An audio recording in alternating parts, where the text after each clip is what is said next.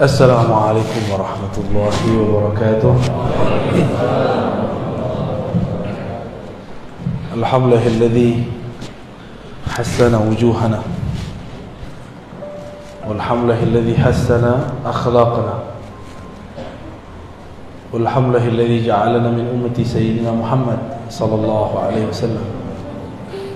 Amma ba'du.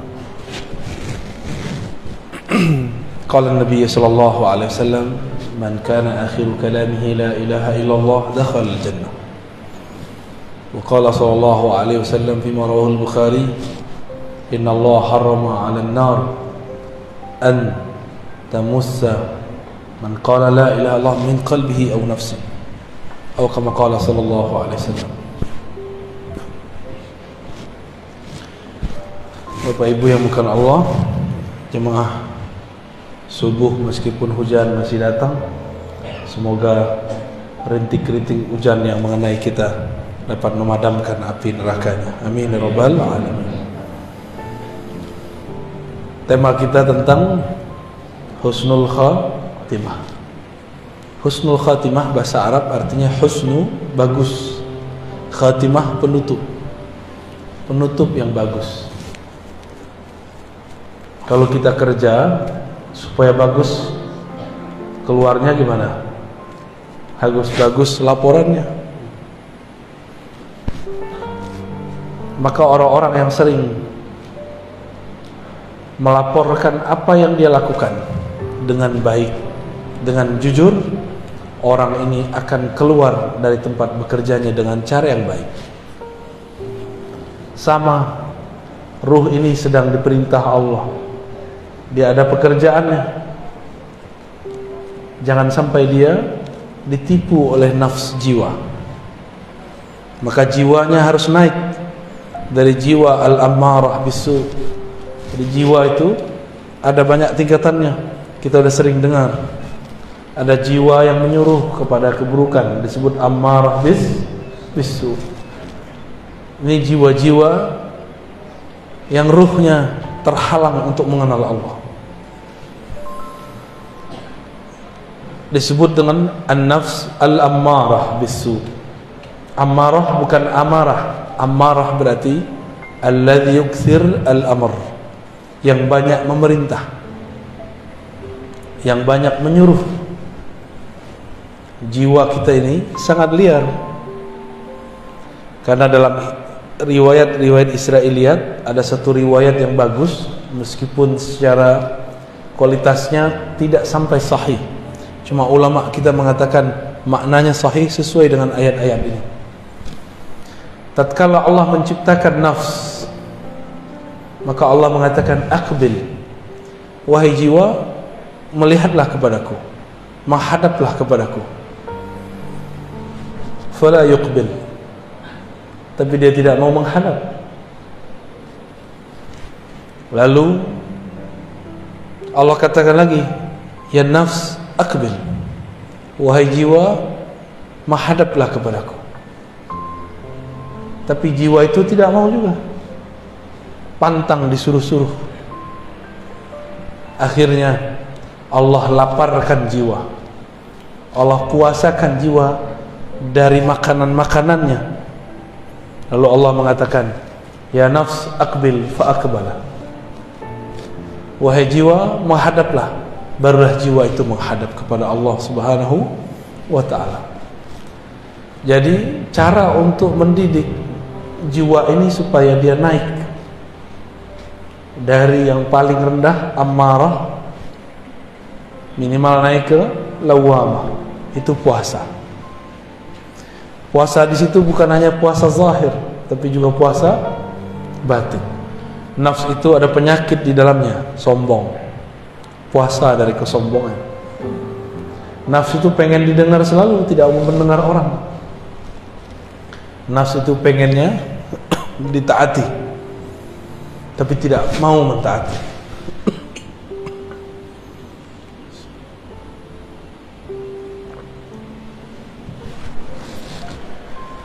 Lalu nafs ini punya poros, ada raja di dalam dirinya. bernama qalbu. Jangan sampai nafs ini menjadi rajanya qalbu, tapi qalbu harus menjadi rajanya nafs. Bagaimana caranya? Karena qalbu ini tempat Allah memandang, maka lakukanlah seperti Allah pernah dulu melakukannya. Puasakanlah jiwa, puasakan dia dari memandang yang tidak benar, puasakan dia dari mengatakan hal-hal yang tidak benar. Maka jiwa nanti akan patuh kepada qalbu. Banyak-banyak puasa, puasa zahir dari makan, minum, juga puasa batin. Nabi mengatakan, wa idza kana yaumu ahadikum, yaumu shaumi ahadikum falyakul, wa idza kana, apabila yaumu shaumi ahadikum, ya, hari kalian berpuasa, lalu ada orang syatamahu aw qatalahu falyakul inni shaim. Ada orang ngajak dia berantem, katakan inni shaim, aku sedang berpuasa. Berarti puasa di hadis ini apa? Hadis Sahih Bukhari. Puasa emosi. Puasa emosi. Nabi itu sangat mengerti kondisi jiwa. Maka Nabi mengatakan, jika kamu marah dalam keadaan berdiri, duduklah. Jika dalam duduk marah, maka tidurlah. Itu sebabnya saya kalau ceramah, saya memilih bersandar, ya, supaya tidak, emosinya tidak meluap-luap.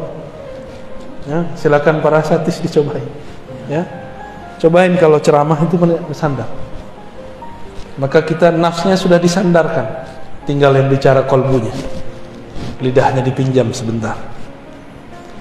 Tapi kalau sudah begini, lain ceritanya.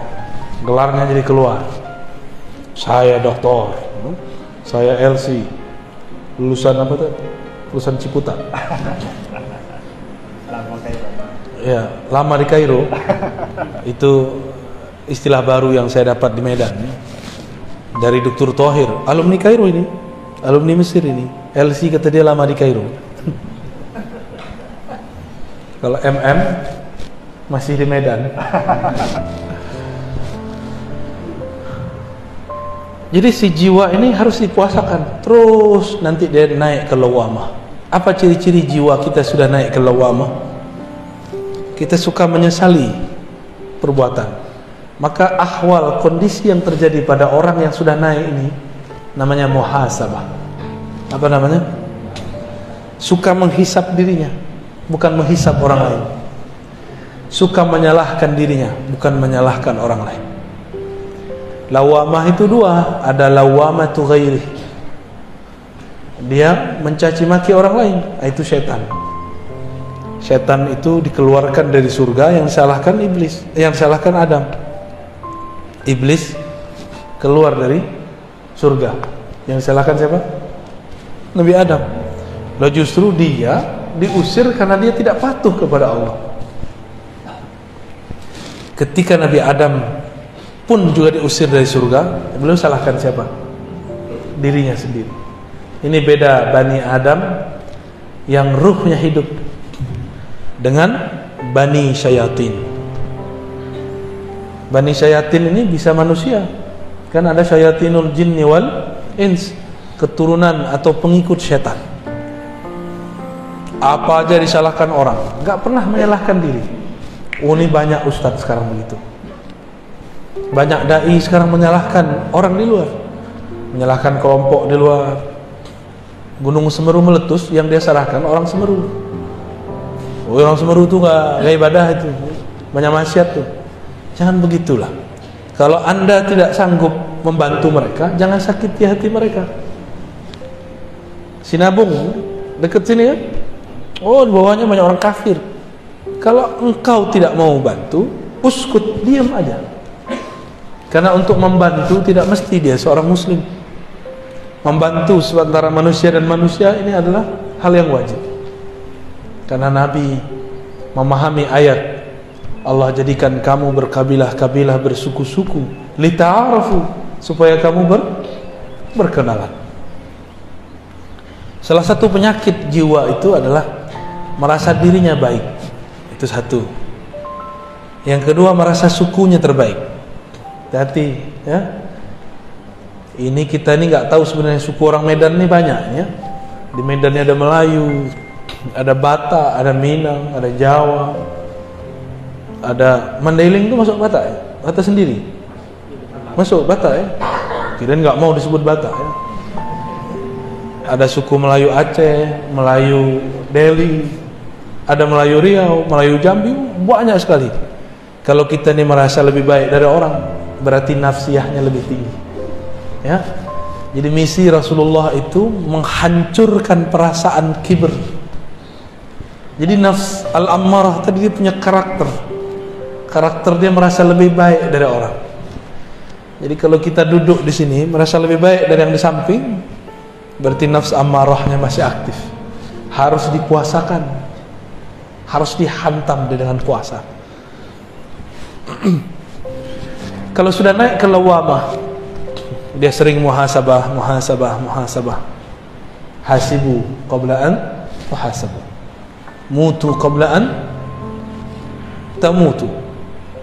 Hisablah dirimu sebelum kamu dihisab. Matikan dirimu sebelum kamu mati.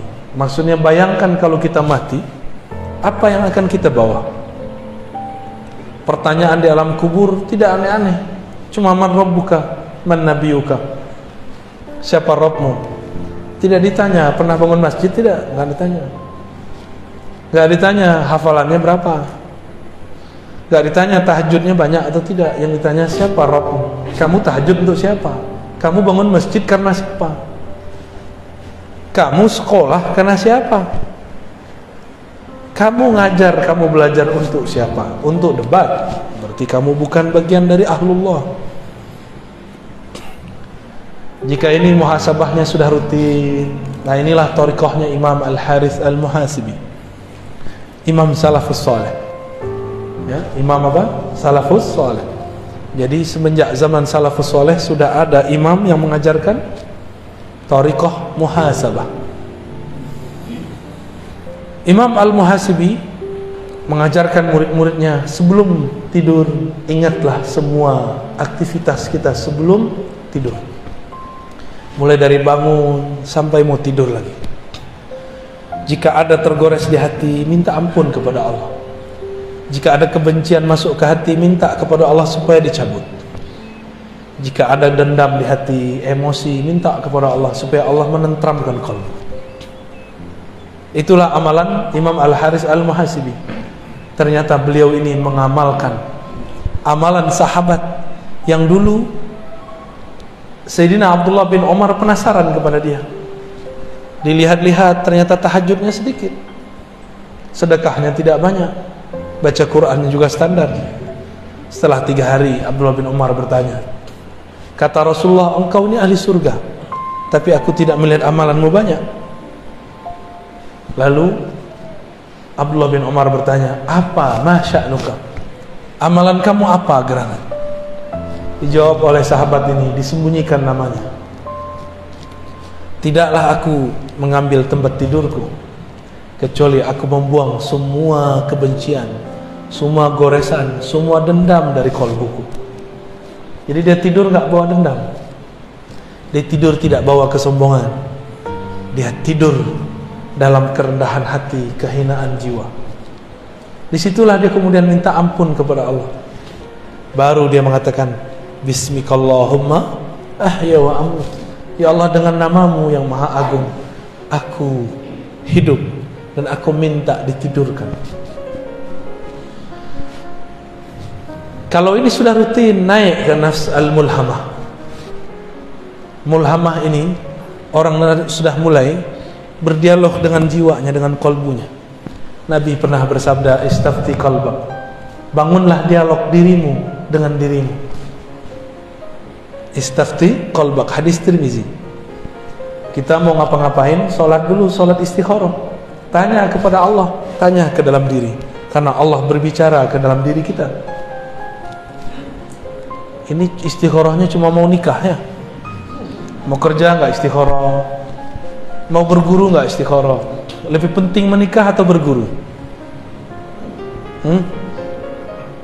Lebih penting menikah apa berguru? Berguru. Menikah bisa cerai, berguru tidak boleh cerai. Sampai kiamat pun kalau bisa tidak bercerai.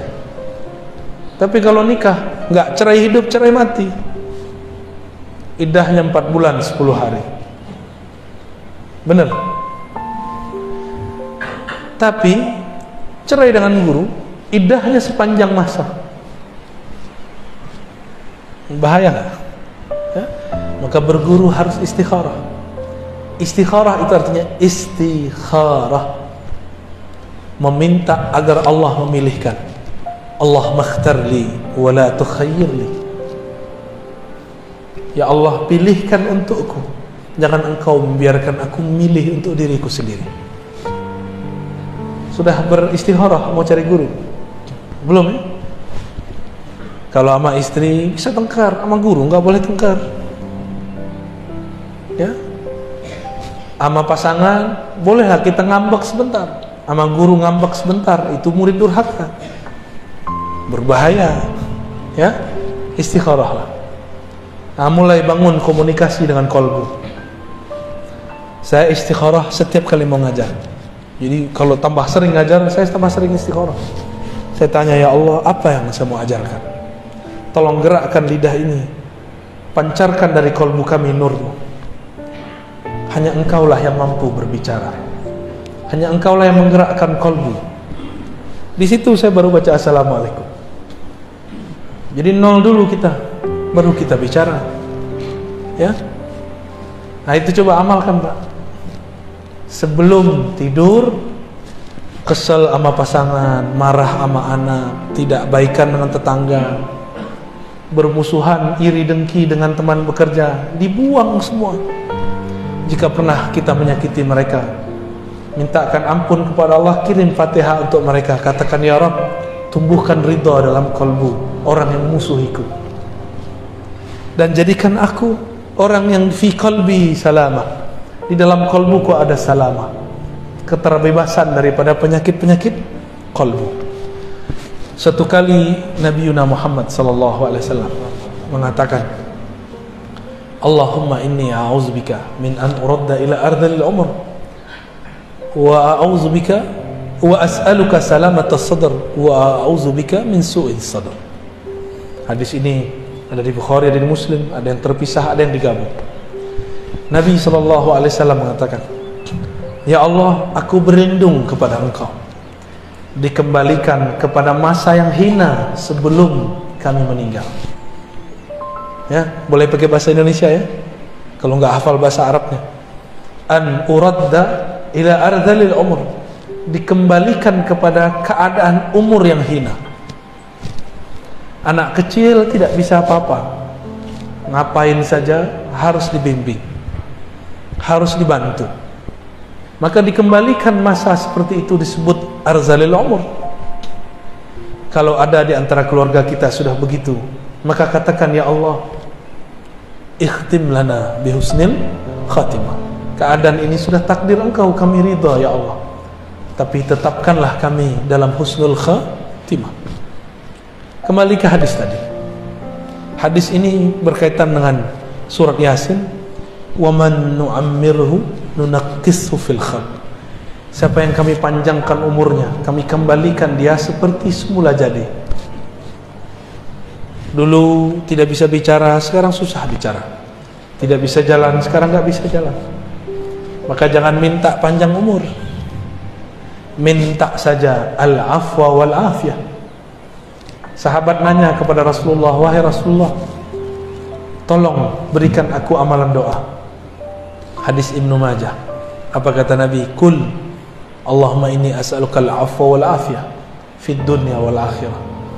Ya Rabb, berilah aku afwa, maaf, wal afiyah, keselamatan di dunia dan di akhirat. Dunia badannya sehat, di akhirat husnul khatimah. Udah seminggu sepekan dia datang lagi kepada Rasulullah, tanya, wahai Rasulullah, ajarkan aku. Diajarkan doa yang sama. Udah seminggu lagi datang lagi kepada Rasulullah, Nabi masih mengajarkan yang sama. Lalu sahabat ini protes, wahai Rasulullah, emang gak ada doa lain? Ini murid ini kadang nafsu, pengen wirid dan banyak, pengen dapat talqin zikir, pengen dapat ijazah. Nafsu, zikir kok pakai nafsu, zikir. Akhirnya Nabi mengatakan, wahai sahabatku, adakah yang lebih sempurna daripada afwa dan afiyah? Bukankah afwa mencakup seluruh urusan duniamu, afiyah mencakup semua urusan akhiratmu? Orang tuh mikir, jadi orang Arab aja kadang nggak paham. Selevel sahabat Nabi masih bertanya, apalagi kita. Orang-orang yang sudah sampai di level ini, dia mulai tahu penawar ketenangan kolbunya. Apa yang membuat kolbu gelisah? Kolbu ini kan diartikan qalb, sesuatu yang bergerak. Dia hanya bisa bergerak dengan tenang jika dia menyebut nama yang menggerakkan kolbunya. Siapa yang menggerakkan kita?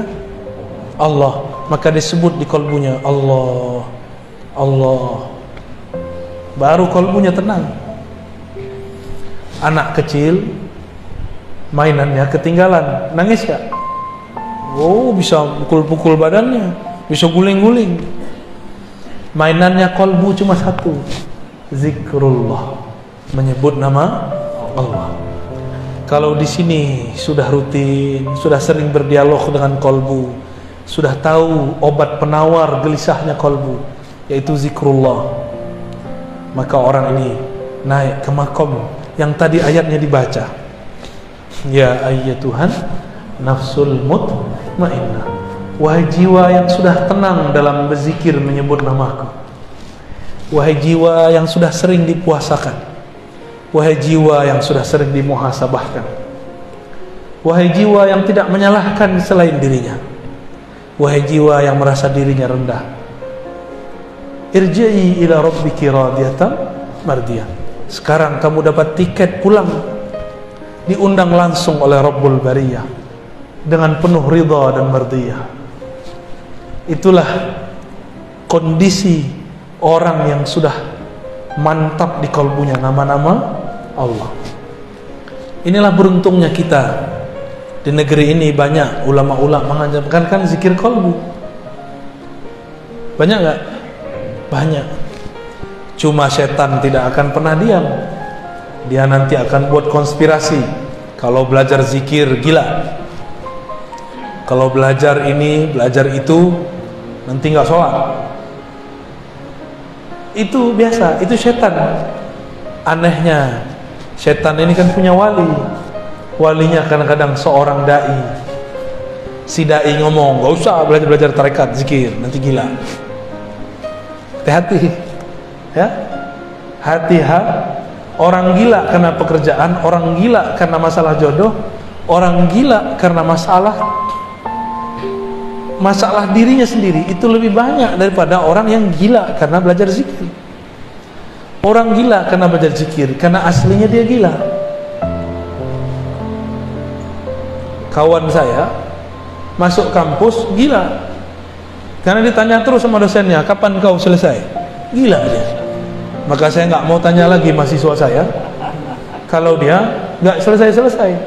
Saya cuma tanya, yang tenang-tenang ya, kamu tulis yang tenang-tenang, yang damai, jangan kepalanya pusing kalau nulis, nanti gila ente. Alhamdulillah mahasiswa saya aman, tapi kawan saya sudah gila.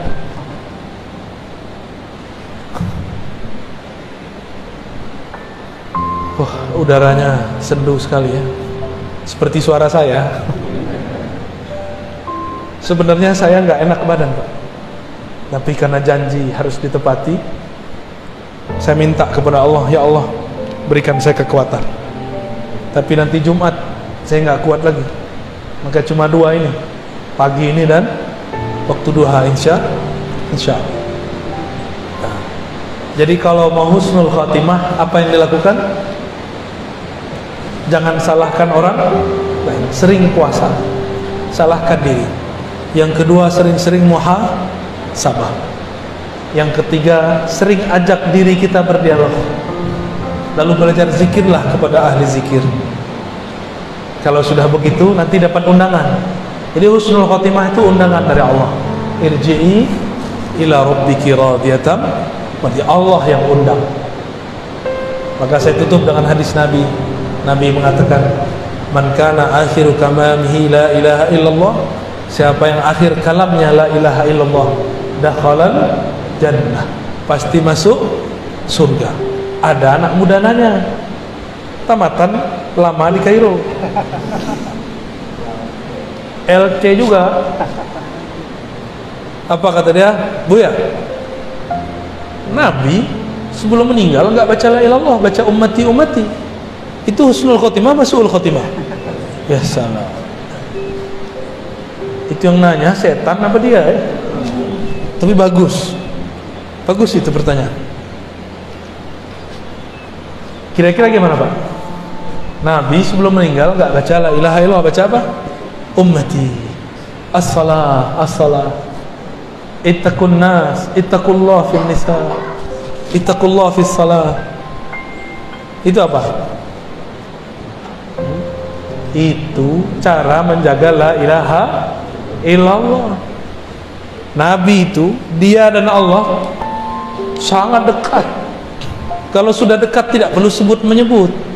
Saya dengan Dr. Thohir, karena sekarang jaraknya cuma 1 jengkal, nggak perlu saya bilang Dr. Thohir tuh orangnya. Saya nggak ngomong begitu, karena dia udah di samping. Tapi kalau orangnya di luar, saya omongin si dokter tuh yang lama di Kairo. Saya ngomong begitu. Tapi kalau orangnya di samping, perlu nggak? Dulu kalau kita cinta seseorang, kalau belum ketemu kita sering sebut namanya, cari-cari nama dia di Facebook, cari-cari nama dia di Google, cari-cari nama dia di sosial media, cari-cari nama dia di kalangan teman-temannya, kirim-kirim salam. Bener? Mirip-mirip begitulah. Orang kalau sudah cinta sering-sering sebut nama. Kalau sudah menikah masih begitu nggak? Enggak. Ya, nggak perlu lagi sebut-sebut nama. Yang punya nama sudah bersama saya. Kalau orang sudah dekat kepada Allah, zikirnya bukan lagi menyebut, zikirnya memandang, zikirnya dipandang oleh Allah Subhanahu wa Ta'ala. Lebih kurang itu ya. Ada pertanyaan tak?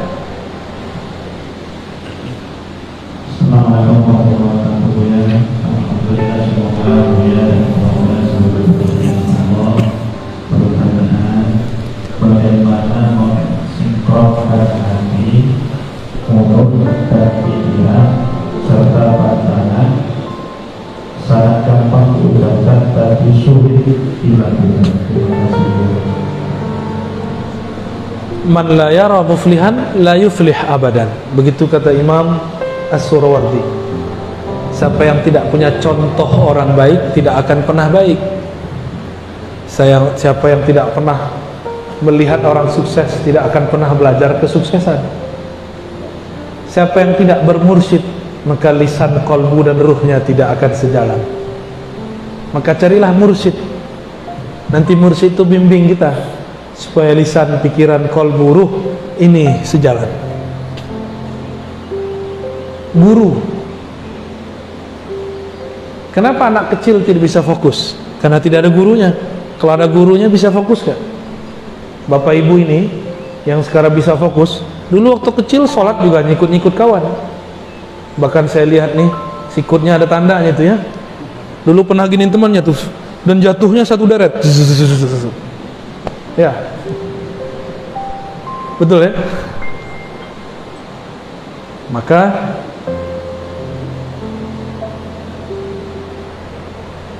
apabila kita hendak menyelaraskan zahir dengan batin, carilah guru yang mengerti zahir dan batin.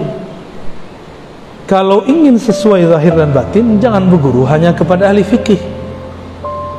Ahli fikih kebanyakan tahu cuma sunnah bid'ah, halal haram, sah dan batal.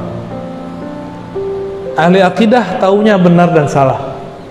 Ahli tasawuf, ahli kolbu taunya mana yang terbaik, mana yang kurang baik. Nah, cari guru ini.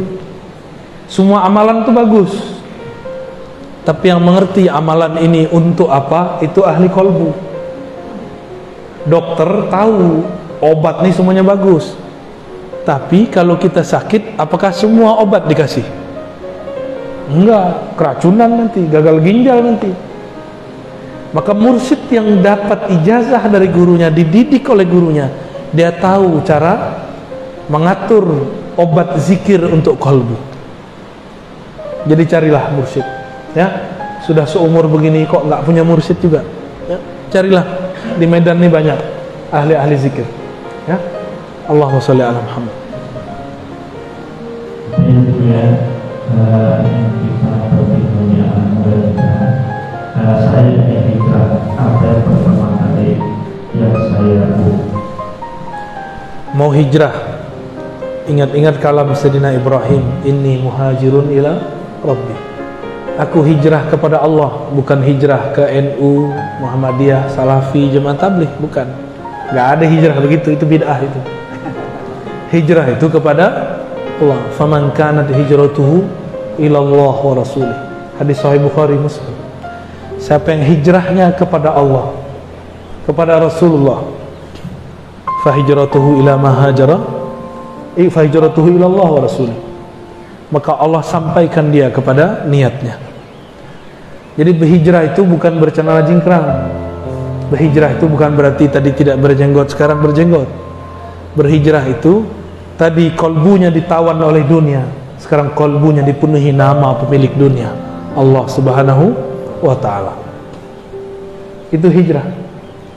Maka hijrahmu adalah gurumu. Ini pentingnya berguru. Kamu berhijrah tergantung gurumu. Jika gurumu hijrahnya benar, pasti hijrahmu benar. Maka hati-hati dalam berhijrah. Jangan gagal fokus, nanti hijrah urusan celana, hijrah urusan yasinan, tahlilan. Itu bukan hijrah, itu namanya khilafiyah. Ya, tahu khilafiyah? Sesuatu yang diperdebatkan ulama. Jadi yang pertama harus dilakukan, niatkan hijrah, berpindah dari kegelapan kepada cahaya Allah. Dan Imam Al-Qushairi mengatakan dalam Ar-Risalah Qushairiyah, orang yang hendak beruzlah, berhijrah, hendaklah dia memandang dirinya lah yang merusak orang. Ketika dia berhijrah, beruzlah, dia tidak memandang orang lain itu merusak dia, tapi dialah yang merusak orang lain. Maka dia berhijrah, beruzlah karena dia mengatakan, ya Rabb, maafkan aku, adanya aku pada mereka membuat mereka rusak. Itulah yang disebut mutawadhi. Ini hijrahnya benar, nggak nyalahin. Ada yang musisi hijrah, yang dia salahkan musik. Lah apa bedanya ente dengan iblis? Iblis itu nyalahin Nabi Adam, lebih parah nih musik yang disalahin. Hijrah aja. Musik kalau nggak dipetik juga nggak bunyi, nggak diketuk juga nggak ada suaranya. Berarti masalah musik itu masalah siapa? Masalah dia. Itu musik kalau bisa bicara, dia protes kepada Allah Subhanahu wa ta'ala. Ada orang hijrah, tengkar dengan suaminya, tengkar dengan istrinya, dan itu bukan hanya di Indonesia, itu ada di Mesir, ya. Syekh Said Mamduh, ya. Antum zurtum, ya? La ma tazur. Syekh Said Mamduh ahli hadis di Mesir, murid Syekh Yasin, murid Sidi Al-Ghumari, itu menulis kitab tentang ahkamul kubur. Di muqaddimahnya dicerita, cuma karena satunya salah hijrah, si istri minta ditalak, lalu siap dipoligami. Masalah poligami masalah lain. Si istri kerja di satu tempat, suaminya kerja di bank. Apa kata dia? Kau ni pezina, sama dengan menzinai ibumu 70 kali. Maka diminta cerai. Dan itu tidak satu dua orang, sudah banyak orang. Di Mesir Syekh Said Mamduh cerita, di kalangan kita juga banyak sekali, ya. Ternyata perempuan ini kalau salah hijrah lebih galak dari laki-laki. Ya, hati-hati hijrahnya ya, ibu-ibu ya. Ada yang perempuan nih, jangan salah berguru. Hijrah karena Allah. Jika hijrahnya karena Allah, maka kita akan dibimbing. Walaupun nyerempet-nyerempet sesat dikit, nanti Allah selamatkan. Saya ini juga dulu hijrah. Kata saya, ternyata hijrah dulu, celana saya jingkrangkan, jenggot saya panjangkan. Saya katakan, aku anak hijrah, aku ikhwan. Ya iyalah, kamu bukan akhwat. Salah paham. Anak hijrah itu mabit malam minggu, nggak mesti. Hijrah itu berpindahnya kolbunya dari kiblat dunia, lalu berkiblat kepada pemilik dunia. Nanti masalah celana tergantung, kamu celana jingkrang karena Allah atau karena kamu mengaku ikut aliran tertentu.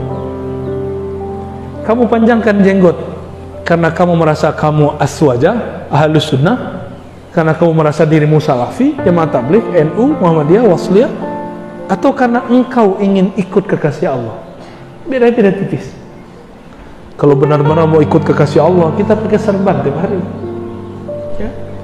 Kita nggak pakai celana, Pak. Celana itu bid'ah itu ya. Rasulullah la yalbas as-sarawil abadan, nggak pernah pakai celana sama sekali, kecuali di dalam sarungnya ya. Jadi niatnya harus diluruskan, lalu cari guru yang sanadnya bersambung kepada Rasulullah. Nanti lewat sanad silsilah guru itu kita dihubungkan dengan Rasulullah sallallahu alaihi wasallam. Fa hijratuhu ilallah wa rasulih.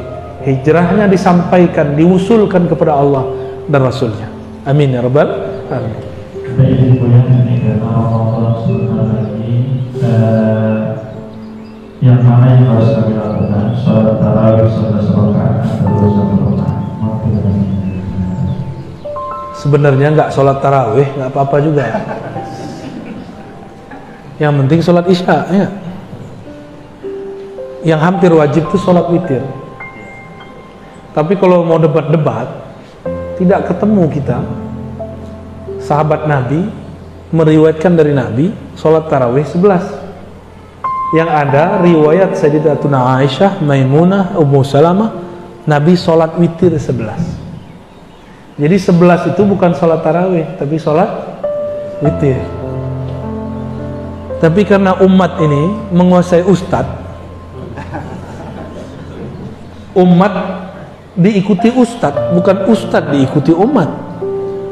Pengurus masjid kurang adab. Apa kata pengurus masjid? Oh jamaah, ustadz di samping dia. Kita pilih 11 pada 20. Jamaah bilang apa? 11. Pemaleh ya, pemalas. Kasulun. Kalau tanya ke ustaz gimana? Kalau tanya ke ustaz, jawabannya 3 tadi. Tarawih itu tidak wajib. 1.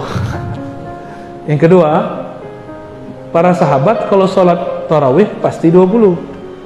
Riwayatnya sampai sekarang terbukti secara fi'liyah, secara perbuatan masih dilakukan secara mutawatir. Mutawatir ini dilakukan banyak, lebih dari 10 orang setiap masa, setiap puasa. Mekah, Madinah, sampai hari ini masih 20. Itu amalan Sayyidina Umar, Sayyidina Ubay, Sayyidina Ali. Di masa Imam Malik, Madinah ditambahkan 36. Tapi sekarang balik lagi menjadi 20. Jadi nggak ada debat 11. 11 itu hadisnya apa? Fi Ramadan wa fi ghairihi. Hadis Imam Bukhari Muslim. Dalam Ramadan dan selain Ramadan, Nabi tidak pernah sholat melebihi 11 rakaat. Itu sholat tarawih. Sholat apa? Witir. Pintar. Berarti fokusnya bagus. Itu sholat apa? Buka aja kitabnya Imam Muslim, itu hadis sholat witir, bukan hadis sholat tarawih. Katanya ikut Sahih Bukhari, katanya ikut Sahih Muslim, nggak mau ikut Imam Syafi'i, nggak apa-apa, buka kitabnya ya. Di situ babnya sholatul witir atau sholatul lail. Kalau di bulan puasa ada tarawih, ada witir. Di bulan puasa kita maklum, di luar puasa ada nggak tarawih? Hadisnya mengatakan di dalam puasa dan di luar puasa. Berarti hadisnya tentang sholat tarawih apa witir? Berarti kalau ada orang memakai hadis ini untuk dalil sholat tarawih, dia salah faham. Karena tidak ada ulama mu'tamad yang menggunakannya untuk hadis sholat tarawih. Karena tidak ada tarawih di luar bulan puasa. Bukalah pikiran, ya. Hadisnya ngomong begitu. Jadi saran saya, kalau ikut ulama dari masa ke masa mutawatir dari Mekah Madinah, giliran apa ikut Madinah, giliran sholatnya nggak mau Madinah, ya suka-suka aja. Ya. Sholat pakai nafsu. Ustadz, katanya kalau sholat tarawih 20 itu buru-buru. Ya jangan buru-buru. Yang buru-buru kan salah sendiri. Oh lebih baik 11 tapi pelan-pelan. Enggak begitu, lebih baik 11 tapi tenang. Ya, 11 tapi tenang. Kenapa enggak perlu panjang-panjang? Karena Nabi mengatakan, idza kana ahadukum ya ummu 'alan nas, ya. Jika seseorang kamu mengimami manusia, falyukhaffif, maka ringankan. Ulama kita kemudian rumuskan yang ringan tuh pakai alhaakumut takatsur. Ya enggak? Alhaakumut takatsur. Apa? Semoga cepat datang ke kasur. Gitu ya. Saya mau tanya, pengurus masjid ikut umat jamaah atau ikut ustadz? Ikut ulama atau ikut jamaah? Yang benar ikut siapa? Kalau kita mau beramal, apa kata jamaah atau apa kata ulama? Loh, saya punya ulama sendiri, kan kita sudah jelaskan, itu keliru. Yang menggunakan dalil 11 rakaat. Tapi kalau saya sholat 10 rakaatnya tarawih boleh nggak? Boleh juga, cuma nggak mengikuti salafus soleh. Salafus soleh kalau mereka sholat tarawih ya 20, giliran banyak aja nggak mau ikut salafus soleh, ya. Salafnya nggak tahu salaf yang mana, ya. Jadi yang benar-benar ikut salaf itu ya orang yang sholat tarawih 20, ya. Pelajari modelnya, ya. Setiap 4 rakaat itu kan diisi sholawat, ya. Supaya yastarih, daripada diam-diam nggak jelas buka-buka handphone, mending sholawat. Udah 4 rakaat lagi sholawat lagi, udah 4 rakaat lagi sholawat lagi, begitulah terus.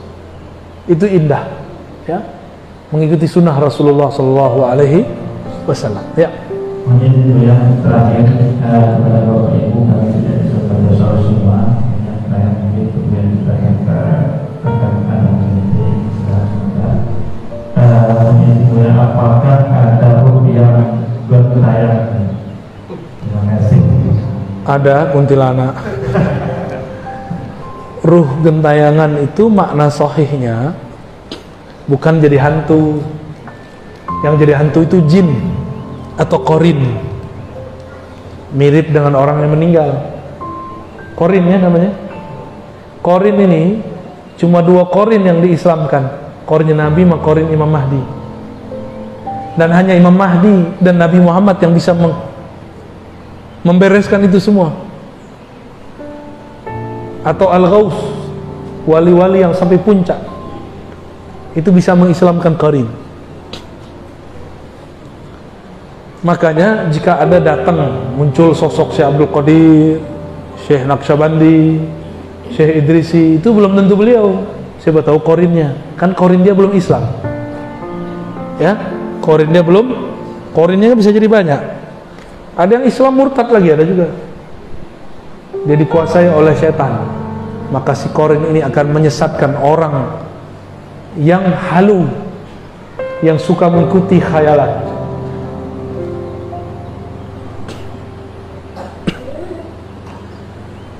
Yang ada itu apa? Dalam kitab Habib Zain bin Smith, begitu juga kalam Sidi Abdullah Faiz Ad-Daghestani An-Naqsyabandi, mereka sepakat mengatakan siapa yang tidak sempurna suluknya, ma'rifatnya di dunia, maka dia akan mencari guru menyempurnakannya di alam kubur. Yang enggak sempurna dalam kubur, dia mencari kesempurnaan di padang mahsyar. Makanya orang-orang mencari syafaat Rasulullah, itu pengen sempurna. mumpung badan masih ada hayatnya. Cari guru makrifat sebelum terjadi nyawa merenggang dari badan. Ya. Roh ini berpindah-pindah, dia cari, kadang dia datang ke orang tertentu. Kalau orangnya bukan wali Allah, dia datang ke mimpinya. Kalau dia qalbunya bening, maka mimpinya benar.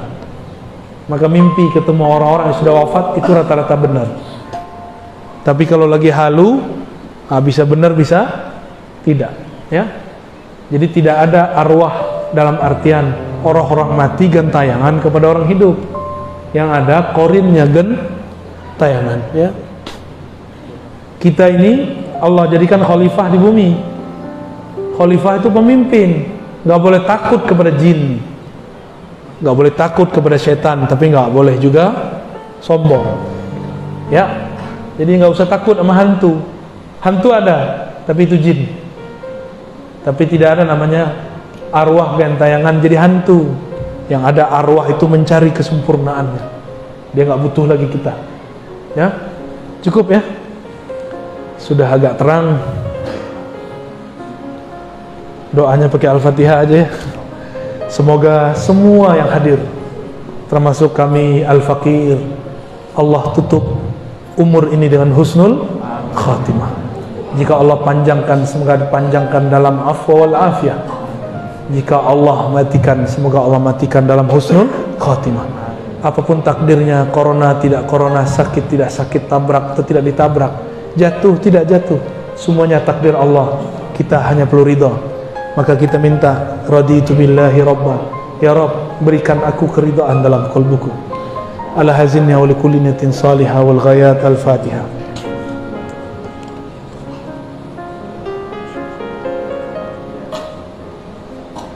Amin ya rabbal alamin.